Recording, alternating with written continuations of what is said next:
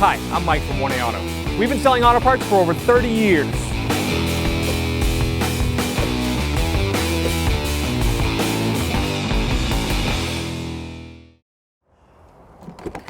Open the hood, pull the release. It's down here underneath. Release the secondary, the safety latch. It's over here.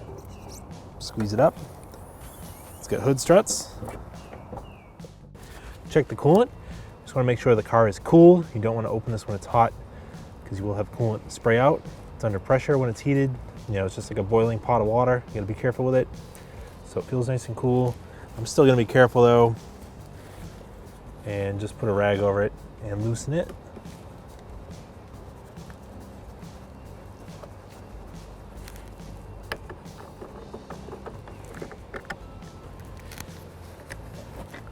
So the bottle's not clear. You have to kind of look inside. And the coolant level, it says full cold. It'll be right about here. And it looks to be full. So you'd add some coolant if you needed to, the appropriate coolant to that level. And then when you're done filling it, you can just tighten the cap back up and you're all set.